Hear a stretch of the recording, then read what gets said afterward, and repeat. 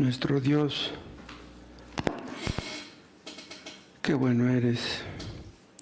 Para cualquier parte que volteamos, vemos tus bondades y tus misericordias. Nosotros estamos llenos de defectos y cometemos muchos errores, pero tú eres santo, tú eres perfecto, no hay nadie como tú. Oh Dios, por los méritos de Cristo te pedimos que bendigas tu palabra, que abras nuestros ojos para conocerte más y mejor, para servirte como tú mereces. Capacítanos, Señor, que tu Espíritu Santo cumpla con esta función, que tu iglesia sea capacitada para honrarte, para anunciar a Cristo, para proclamar tu evangelio, para buscar la salvación de los que nos rodean. Que tu Espíritu Santo cumpla su función en nuestras almas. Por Cristo te lo pedimos. Amén. Vamos a leer otra vez 3 versículos, el 6, el 7 y el 8. Y David se angustió mucho. Esto nos puede llegar a suceder a todos. En cualquier momento, un creyente puede llegar a estar angustiado, y no poco, sino mucho.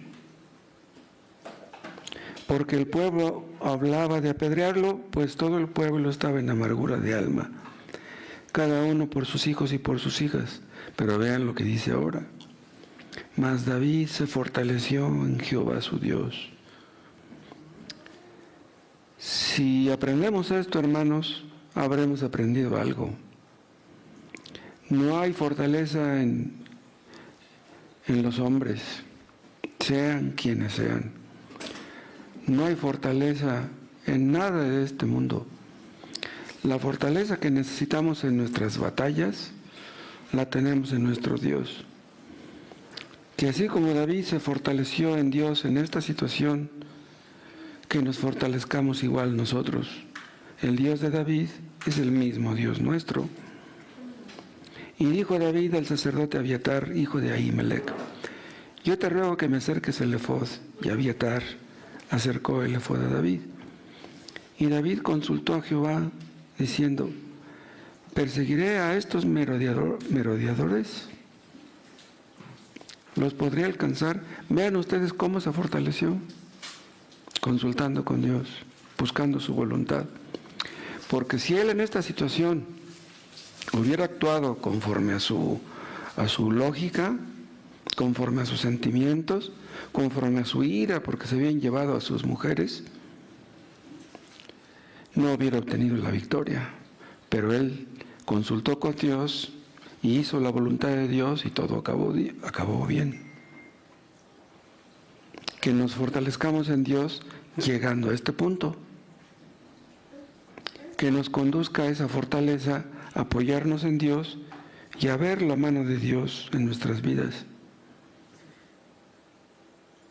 Y David consultó a Jehová diciendo: ¿perseguiré a estos merodeadores? ¿Los podré alcanzar? Y él le dijo: síguelos, porque ciertamente los alcanzarás, y de cierto librarás a los cautivos. Las cosas que se escribieron antes, acuérdense, para nuestra enseñanza, fueron escritas. Tantos capítulos que hablan de la vida de David, siempre nos dejan enseñanzas. La vida de David no fue intachable, pero aún de sus errores podemos aprender. David se descarrió.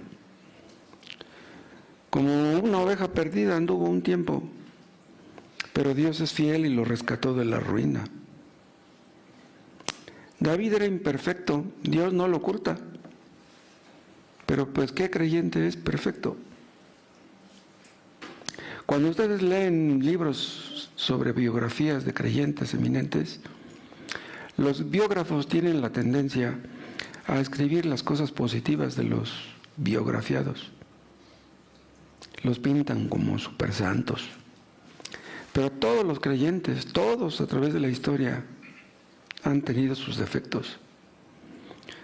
Nosotros tenemos libritos que hablan de la vida de Spurgeon, Pero Spurgeon tuvo muchos defectos. Y si no muchos, pues sí algunos.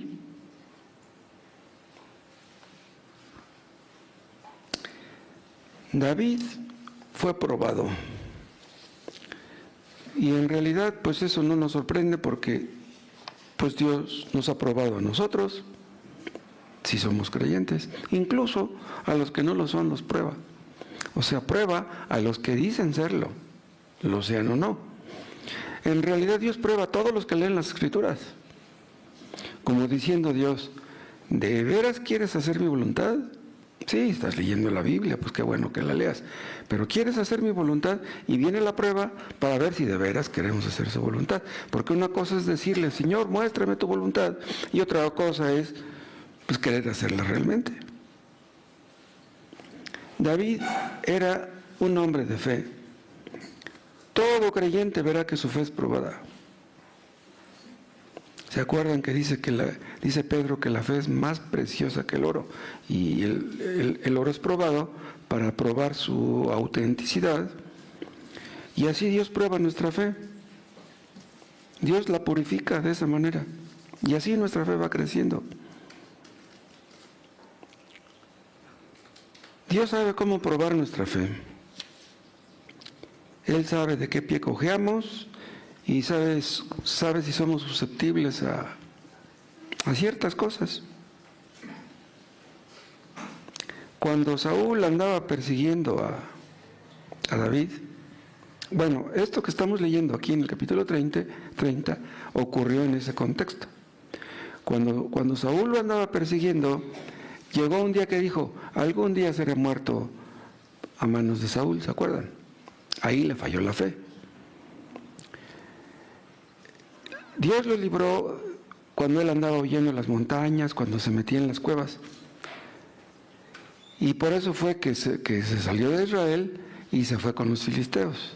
En ese contexto fue que ocurrió esto. Cuando Saúl perseguía a David era muy joven. Cuando Samuel lo ungió, tendría 16, 17 años.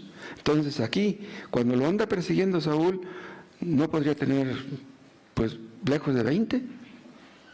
No sé cuántos tendría. Su vida estaba en peligro constantemente. La fe es probada por Dios para perfeccionarla. Pero ¿saben qué? Satanás está al acecho. Lo que Satanás quiere es quitarnos esa fe. La fe es un tesoro, es más preciosa que el oro. Satanás sabe que si nos afecta por ese lado, si nos quita el escudo de la fe, estamos en peligro. Los dardos de fuego del maligno, pues llegan y nos destruyen.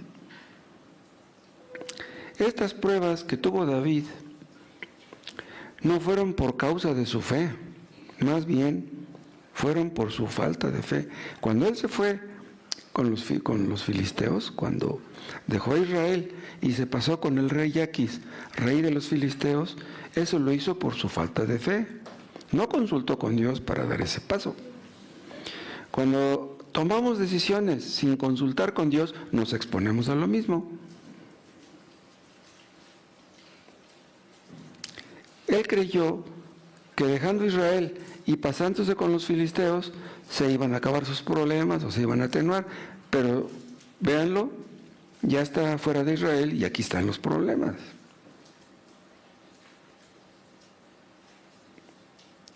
Cristo dijo que en el mundo tendríamos aflicción. Invariablemente las tendremos, de una manera o de otra. ¿Pero para qué son las pruebas? ¿Para huir de ellas? No, las pruebas nos vienen para que las enfrentemos. Dios quiere que aprendamos a confiar en Él, que aprendamos a depender de Él. Cristo no tuvo un momento de paz. Si somos fieles, si seguimos sus pasos, no tendremos paz. David actuó, como les digo, en incredulidad. Y si seguimos su ejemplo, también nos vamos a meter problemas.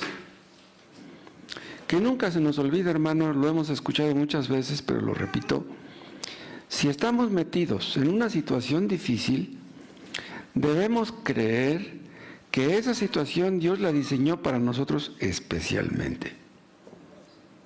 No es casualidad que estemos metidos en problemas, del tipo que sean. Entonces, seamos probados, aunque sea de una manera muy dura, debemos aprender a confiar en Dios y a obedecerle, hacer su voluntad en medio de la aflicción. Dios es bueno siempre, hermanos. Tal vez en ocasiones parezca como que no lo es, pero Dios siempre es bueno. Que no se nos olvide, hermanos, que la fe siempre es un recurso que está disponible. Por decirlo así, porque también podemos decirlo que nuestro Dios siempre está disponible. Por difícil que sea nuestra situación, el escudo de la fe nos protegerá. Pero aunque nosotros sabemos que Dios siempre desea nuestro bien, hay un momento, hay ciertas circunstancias en las cuales es difícil creerlo. ¿Saben cuándo? Cuando estamos metidos en problemas por nuestra culpa. O sea, si tomamos una decisión difícil, una decisión sin consultar con Dios, y luego sufrimos las consecuencias, podemos decirnos, estoy sufriendo por mi culpa, porque fui un tonto al haber hecho lo que hice. ¿Con qué cara le pido a Dios que me ayude? Pero recuerden, hermanos, aun si así es, si estamos sufriendo las consecuencias de nuestras malas decisiones, aún así Dios está disponible.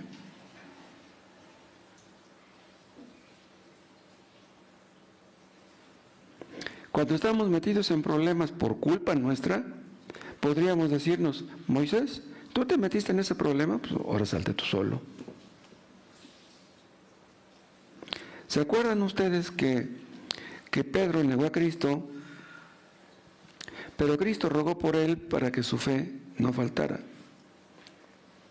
Nosotros no hemos negado a Cristo y lo habremos negado no una vez, ni dos, ni tres, sino muchas. Pero imagínense ustedes que Cristo intercediera para que su fe no faltara solamente de algunos, solamente de aquellos que lo merecen. ¿Quién lo merece? Cuando hemos hecho la voluntad de Dios, podemos confiar en Él sin vacilar. Tenemos la conciencia tranquila, hemos hecho su voluntad. Pero si lo hemos desobedecido, no es fácil hacerlo. Pero ¿saben qué? Es posible, aunque no sea fácil.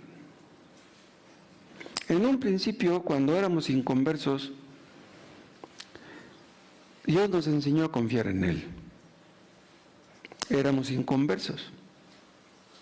En aquel tiempo, pues, éramos pecadores, pero Dios nos enseñó a confiar en Él. ¿Qué somos ahora? Pues seguimos siendo pecadores. Han pasado muchos años. Pues si Dios nos enseñó a confiar en aquel tiempo, pues que nos enseña a confiar ahora. Nuestra fe nunca debería de fluctuar. Siempre debería estar en un buen nivel. Desgraciadamente no es así. Entonces, si alguno de ustedes está sufriendo y se siente culpable por esto,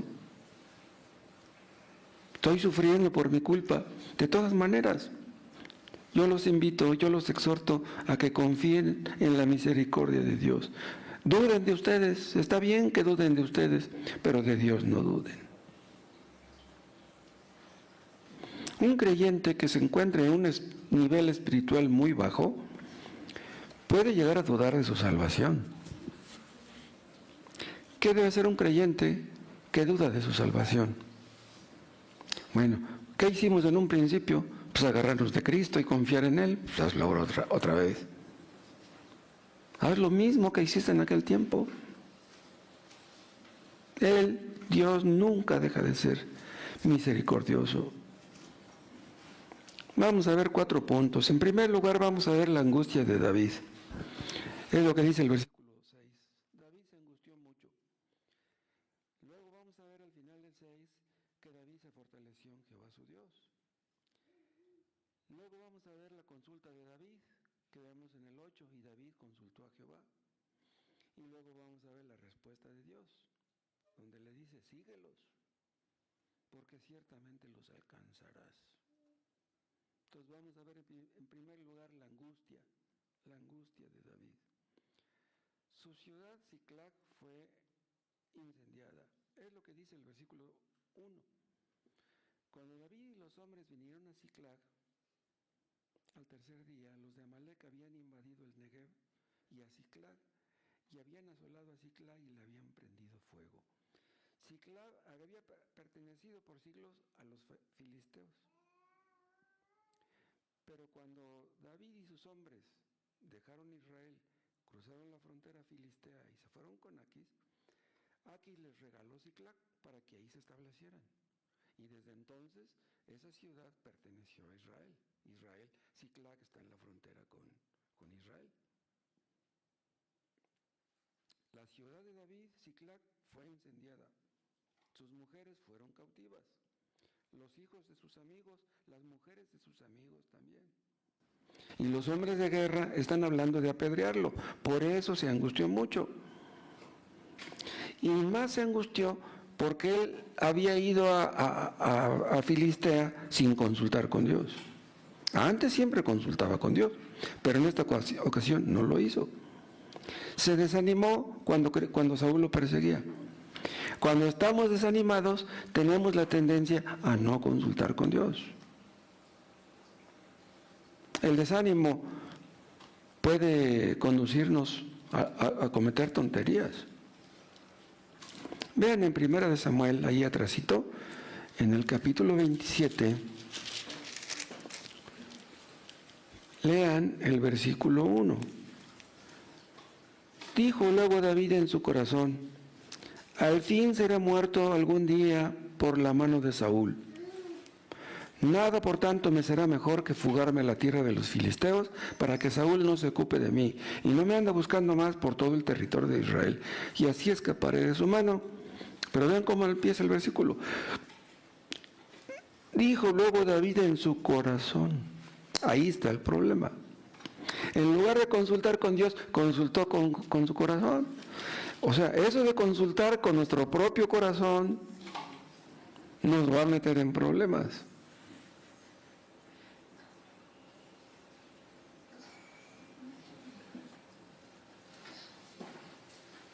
Los que confían en su propio corazón son necios, dice un versículo. Si la fe nos falla, nos debilitamos. Es muy mal negocio oír a nuestro corazón. Lo que debemos oír es la voz de Dios en su palabra. Confiar en lo que Él ha dicho, en lo que está escrito, no en nuestro corazón. Como no confió en Dios, prefirió ponerse en las manos del rey Aquis, confiar en el hombre. Si alguno de ustedes que me están escuchando está sufriendo por confiar en ustedes mismos, por andar en sus propios caminos, si están en problemas por eso, aún hay solución. Dios puede ayudarles, y no solamente puede, sino que quiere. Si confiamos en nosotros mismos, sufriremos las consecuencias. Dice el sabio Salomón, fíate de Jehová de todo tu corazón, y no te apoyes en tu propia prudencia. Reconócelo en todos tus caminos, y Él enderezará tus veredas. En todos tus caminos. ¿No hizo esto David aquí? Para que el rey Aquis lo recibiera, lo acogiera, David mintió. Hay un versículo en uno de los salmos que dice, ¿no aborrezco yo a los mentirosos o a todos los que hablan mentira? No recuerdo exactamente las palabras. David aborrecía la mentira, pero fue con el rey Aquis y le mintió. Le hizo creer al rey Aquis que iba a estar con él incondicionalmente. Vean lo que dice otra vez en el capítulo 27, más atrás. Vean el versículo 11. Ni hombre ni mujer dejaba a David con vida para que viniesen a Gat, diciendo, no sea que den aviso de nosotros y digan, esto hizo David, y esta fue su costumbre todo el tiempo que moró en la tierra de los filisteos. Y Aquis creía a David, dice. Vean, Aquis creía a David. Y decía, él se ha hecho abominable a su pueblo de Israel y será siempre mi siervo. Él le hizo creer eso. El rey Aquis lo mandaba a muchos lugares. ¿Y saben qué hacía David? Los mataba a todos. Para hacerle creer al rey Aquis que él era fiel. Vean ustedes, mintió para salvar su vida. Como consecuencia, su ciudad fue quemada, Siclag, sus mujeres cautivas, y los hombres de guerra hablan de apedrearlo. Que nunca se diga de nosotros, hermanos, que somos mentirosos. Dios no bendice a los mentirosos. ¿Entienden ustedes por qué David se angustió mucho? Él estaba en contra de los mentirosos, pero véanlo mintiendo. David se puso, vean, de parte de los enemigos de Dios. Estos filisteos, en el contexto, fueron a pelear contra los israelitas. Imagínense que hubiera ido David y que David mismo hubiera matado a Saúl después de que le perdonó la vida en 2 ocasiones. Se puso del lado de los enemigos de Dios. David estaba de guarura de un filisteo, de un enemigo de Dios. Los filisteos, por tradición, eran enemigos de Dios.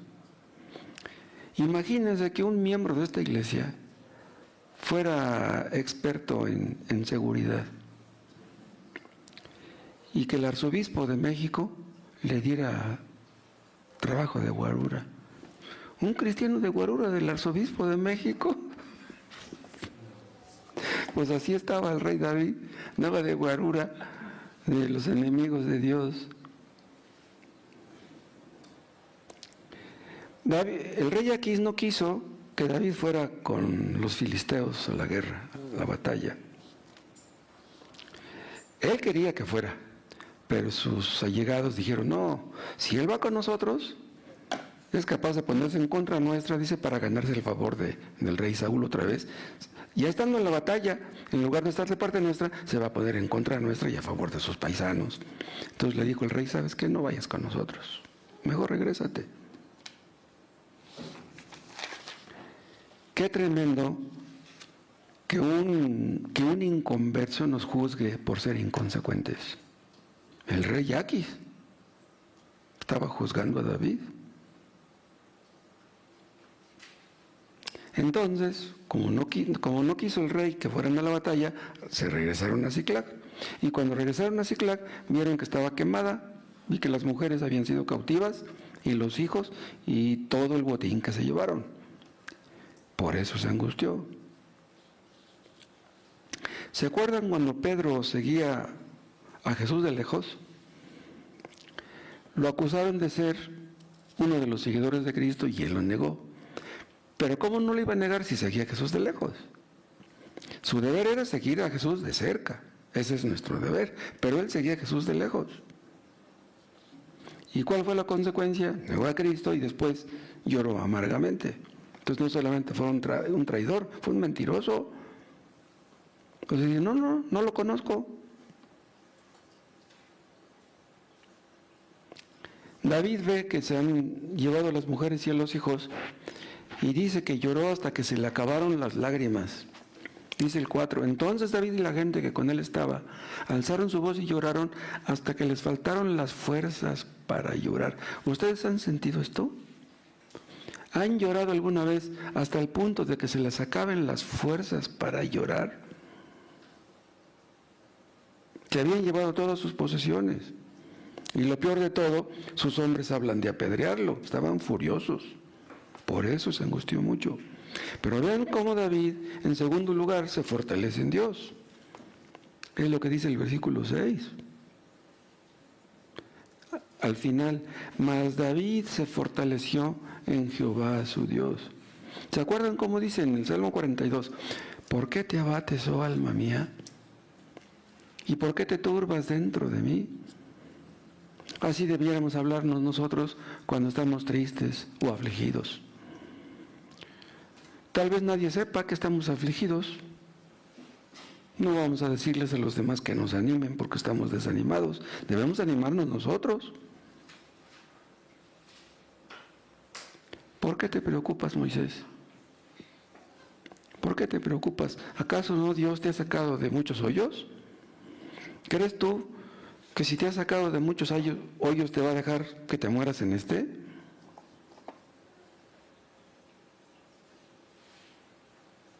Debemos fortalecernos en Dios, así como lo hizo David. ¿En quién vamos a encontrar fortaleza? Sus generales andaban con él, sus allegados, sus amigos, pero no fue con ellos a consultar. No, él consultó con su Dios. Hay cosas en que no cabe duda, solamente Dios nos puede ayudar. David entendió que si no se fortalecía en Dios, nadie podría hacerlo. Pero ven, aquí podemos darnos cuenta que ya Dios lo está iluminando para que vuelva en sí. Había cometido un grave error al meterse en Filistea, pero aquí ya está volviendo en sí. Cuando ponemos nuestros ojos en Cristo, en medio de una situación difícil, es cuando tenemos paz. Fuera de Cristo no hay paz. Fuera de una buena relación con Dios no hay paz. Ahí en Cristo siempre es donde deben estar nuestros ojos, nuestros afectos, nuestras esperanzas, nuestros deseos, nuestros suspiros. Si hemos pecado, como pasó con David, pongamos nuestros ojos en Cristo. Pongamos nuestras esperanzas en este Dios al que hemos ofendido. Dios quiso que no solamente los pecados de David quedaran registrados, no, también cosas como estas, para que aprendamos. ¿Se acuerdan cuando Jacob luchó con el ángel? Como ya cerca de obtener la victoria, le dijo al ángel, no te dejaré si no me bendices. Cuando nosotros nos agarramos de los pies de Cristo y no queremos soltarlo, ¿será posible que no nos bendiga? Si Dios ha puesto un deseo en nuestro corazón, si es un deseo que vuelve a nosotros y vuelve, ¿saben qué significa eso? Que Dios nos va a dar eso. O sea, si es un deseo que nos consume, un deseo intenso, un deseo que está en lo más profundo de nosotros, Dios nos va a dar eso. De otra manera, no haría que oráramos por eso. Es como una garantía. Porque los que oran superficialmente, los que no esperan respuesta a sus oraciones, los que oran por una cosa hoy y vuelven a pedir por esa cosa un mes después, es que no desean esa cosa. Hay algunos que dicen, pero es que ayer pedí por esto, y antier pedí por esto, y anteantier, otra vez hoy. ¿Saben qué? Que aunque oremos por las mismas cosas, Dios puede darnos palabras nuevas, sentimientos nuevos, lágrimas nuevas. De manera que aunque sean cosas por las que ya hemos orado muchas veces, Dios nos hace sentir como si estuviéramos orando por primera vez por esa cosa.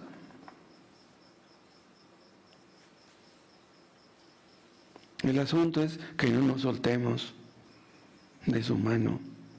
Hermanos, si alguno de ustedes ha descuidado la oración, muy mal hecho. Pero no olviden ustedes el amor incomprensible. No lo olviden. Cuando estaba aquí sufriendo David, tal vez se acordaría de los salmos que ya había escrito. ¿Para quién escribió aquellos salmos? Los escribía para que fueran cantados. Pero los salmos que escribió, no podría él pensar que nada más serían de utilidad para otros. No, los salmos que él escribió eran también para él.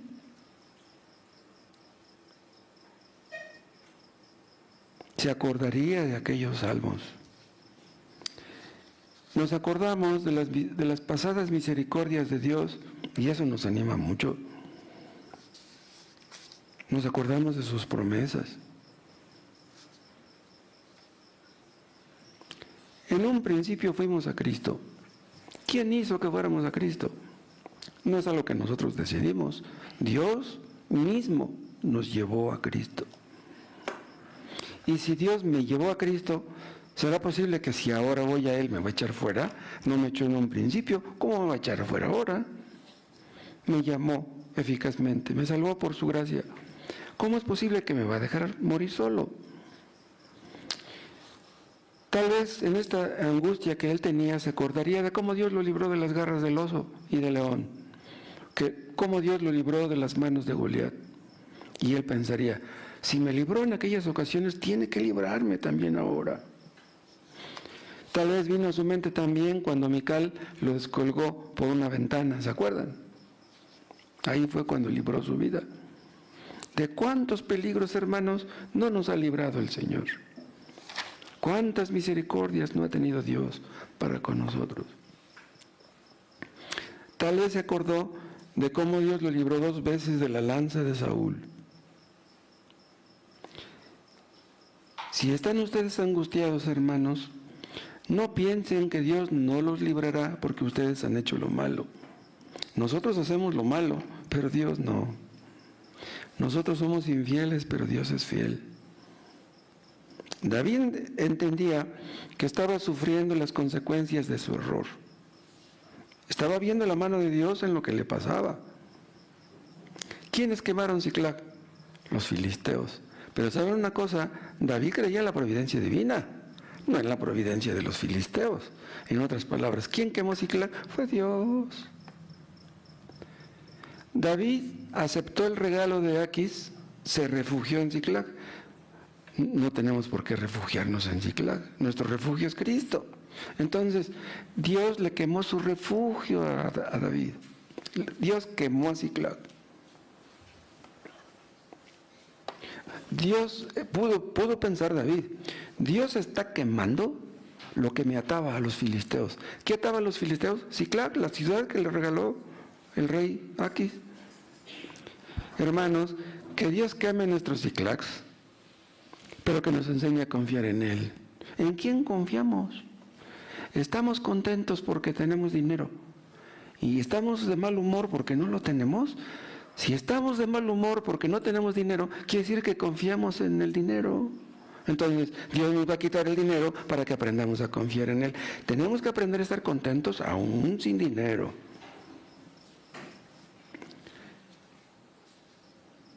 Dios nos quema las cosas en las que confiamos.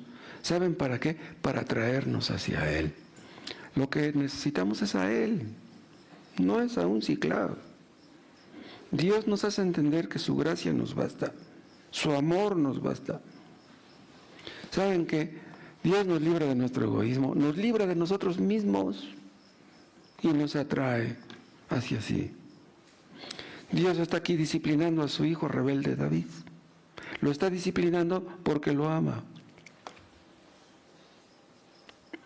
Dios alejó a David de su alianza con los filisteos para hacerle entender que a quien él necesitaba era su Dios. Es a nuestro Dios a quien necesitamos, hermanos. Suspiren ustedes por esto, suspiren ustedes por aquello. Por quien debemos suspirar es por Él, por estar más cerca de Él, por conocerle más, por amarle más, por andar en más intimidad con Él. Dios nos humilla para que veamos que nos hemos descarriado. Antes que yo fuera humillado, descarriado andaba. Dios humilló a David porque andaba descarriado. Y si Dios nos humilla porque andamos descarriados, bendito sea. Dios no nos humilla porque nos odie, no es porque quiera hacernos daño. ¿Cuándo es cuando mejor oramos, hermanos? Ustedes lo saben. Cuando mejor oramos es cuando estamos afligidos. Cuando estamos sanos y con dinero y todo marcha bien, ni podemos orar bien. Lo único que podemos hacer es, gracias Dios por esto, gracias por aquello. Pero orar desde lo más profundo, solamente lo hacemos cuando estamos afligidos. Y es cuando estamos afligidos cuando vemos el amor de Dios.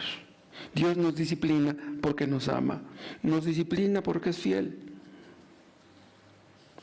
Ahora vean en tercer lugar cómo David consulta a su Dios. Y David consultó a Jehová, 8, diciendo, ¿perseguiré a estos merodeadores? ¿Los podré alcanzar? Y él le dijo, síguelos, porque ciertamente los alcanzarás. Vean, David se fortaleció buscando la guía divina. Vean, él pudo haber pensado, agarren sus armas, pudo haberles dicho a los 600 hombres que estaban con él, vamos tras ellos y vamos orando por el camino, no, él no dio un paso hasta conocer la respuesta de Dios. Hermanos, que Dios nos enseñe a confiar en Dios y a esperar su respuesta y a actuar conforme a ella, a confiar. O sea, David da por sentado que Dios le va a ayudar. O sea, él sabe que Dios le va a ayudar, pero él quiere saber qué es lo que le toca hacer a él. Dice, ¿perseguiré? ¿Podré alcanzarlos? Hermanos, nunca dudemos de que Dios quiere ayudarnos, a pesar de nuestros errores. Pero David entendía que él tenía que hacer algo. Dios nos ayuda, hermanos, pero hay muchas ocasiones en que quiere que nos ayudemos a nosotros mismos. A fin de cuentas, David tuvo su botín, los alcanzó y recogió el botín. Eso está en el 18. Y libró David todo lo que los amalecitas habían tomado, y asimismo libertó David a sus 2 mujeres. Y no les faltó cosa alguna, chica ni grande, así de hijos como de hijas, del robo y de todas las cosas que les habían tomado. Todo lo recuperó David. Tomó también David todas las ovejas y el ganado mayor, y trayéndolo todo delante decían, este es el botín de David. Hay veces, hermanos, que es posible que no baste con orar. Tal vez tengamos que hacer algo, investigamos, porque hay cosas en que con orar bastará, pero hay cosas en las que tendremos que hacer algo. David desconfiaba de él, desconfiaba de su propia sabiduría, por eso dice, los perseguiré. Que Dios nos libre, hermanos, de confiar en nosotros mismos. David desconfiaba de su propia fuerza y de su capacidad. Por eso dice, ¿podré alcanzarlos? Qué bueno que Dios nos muestra que nuestra fuerza, sin la fuerza de Dios, no es fuerza. Nuestra fuerza, sin la fuerza de Dios, es debilidad. Entonces, vean, la gloria de David, no consistió en alcanzar a los ladrones, sino haber alcanzado a su Dios. Podríamos decir que ese fue su botín. Él fue beneficiado con eso, y todos sus seguidores también. Cuando un creyente es beneficiado, cuando un creyente es bendecido, son bendecidos todos. O todos nos vamos para arriba o todos nos vamos para abajo. Todos estamos en el mismo barco. Tal vez alguno de ustedes sienta como que es un inútil. No sirvo para nada, voy a la iglesia, me siento y no hago nada. ¿Saben una cosa? Si ustedes simplemente oran por la predicación, están haciendo mucho. Si ustedes simplemente oran por sus hijos, están haciendo mucho. Sí, qué bueno que deseen hacer cosas más grandes, pero si no hacen esas que son pequeñas. David alcanzó a su Dios, pero eso no hubiera ocurrido si Siclag no hubiera sido quemada. Que Dios nos enseñe a confiar solamente en Él, y entonces es que somos fuertes. Los que esperan en Jehová tendrán nuevas fuerzas. Aún en la vejez estarán vigorosos y verdes. Ahora vean por último la respuesta de Dios para David. David marchó con 600 hombres, pero el grupo se cansó y 200 ya estaban cansados, 200 ya no pudieron seguirle el paso. Entonces David fue a seguir a los filisteos con nada más con 400. Si Dios tiene el propósito de bendecirnos, ¿saben qué va a hacer Dios? Nos va a quitar la poca fuerza que tenemos. De manera que la gloria la va a recibir Él, no la poca fuerza que tenemos. Él ha de recibir toda la gloria. Primero Dios nos vacía y luego nos llena. No nos gusta sentirnos vacíos, pero no hay otra forma para que Él nos llene. En otras palabras, Dios nos quita toda la confianza en nosotros mismos, porque una mezcla de confianza en nosotros y otra poca de confianza en Él no funciona. David y todos sus hombres no tendrían toda la gloria. Pues es que eran 600. David y 400 alcanzaron al enemigo y acabaron con ellos. David toma el botín y entiende que Dios le da ese botín. Es lo que está al final del versículo 23. Dijo David: no hagáis eso, hermanos míos, de lo que nos ha dado Jehová.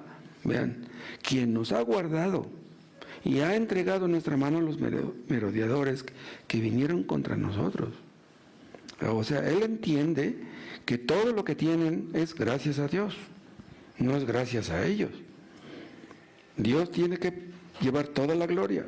Todo lo recuperó David, no perdió nada. Un poco antes estaba lleno de angustia, ahora está lleno de gozo, lleno de felicidad.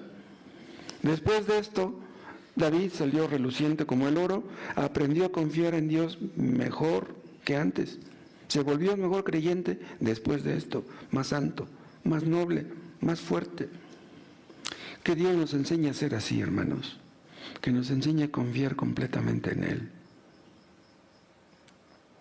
Y sus conocidos decían: este es el botín de David, es lo que dice al final del 20. Este es el botín de David. Que nuestros seres queridos, hermanos, nuestros parientes, nuestros hijos, vean el botín que hemos conseguido. No se les olvide, estamos en guerra.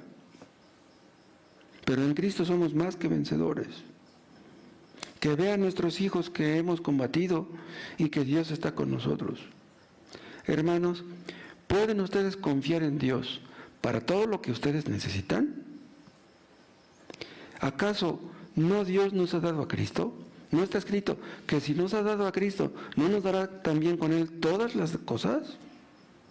Si ya nos dio la salvación, si ya nos dio la vida eterna, ¿será posible que no nos dé lo que nos falta para pagar la renta? ¿Será posible que nuestros hijos entren a la escuela y no tengamos para comprarles útiles? ¿Será posible que nuestros hijos tengan una enfermedad fea y no nos dé Dios para el medicamento? David confió en Dios acerca de su familia. Se habían llevado a sus mujeres. ¿Será posible que Dios nos deje morir solos a nosotros y a nuestra familia? El otro día me topé con un texto que me impactó en Isaías 44. Chequen este texto.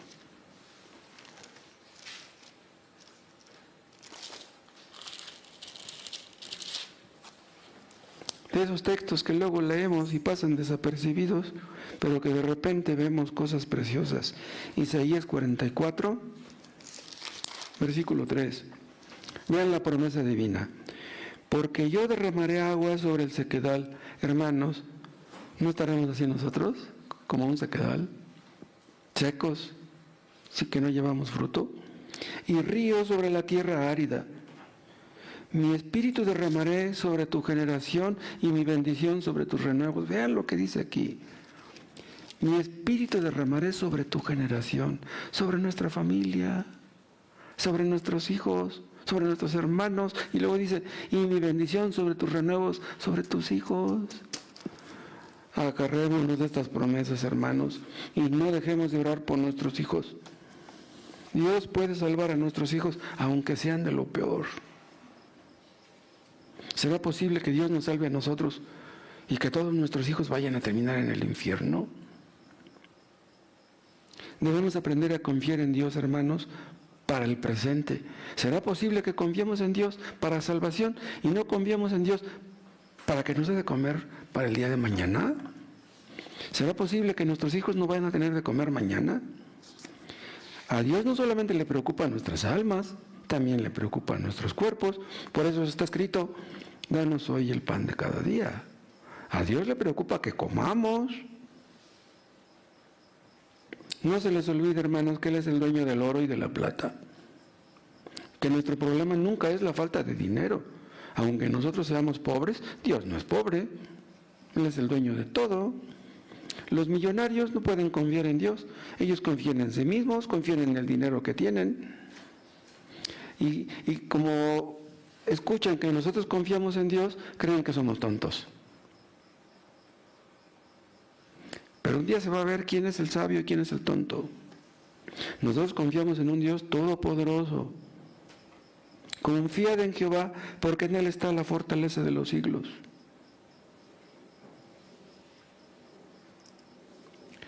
Que Dios nos enseñe, hermanos, a ver la mano de Dios en todo lo que nos acontece. Y los dejo con este pensamiento. Nosotros que somos creyentes, podemos confiar en Dios aun si nos sentimos culpables por los errores cometidos. Pero ustedes que no son creyentes, ustedes que me escuchan, que no son cristianos, ustedes no pueden confiar en Dios. Ustedes no tienen fe en Él. Sin fe es imposible agradar a Dios. Pero yo les pido, si ustedes nunca han confiado en Dios, pídanle que les enseñe a confiar en Él. Que Dios queme sus justicias propias como quemó Siclag, para que en lugar de que se refugien ustedes en sus propias justicias, para que confíen en sí mismos, en sus propias obras, Dios los enseñe a confiar en Dios. Que nos enseñe a confiar en Él a todos los que estamos aquí. Gracias, Padre, por tu respuesta. Gracias porque tú has diseñado todas nuestras circunstancias para nuestro bien, porque tú eres sabio, porque tú eres bueno. Bendito seas, Padre.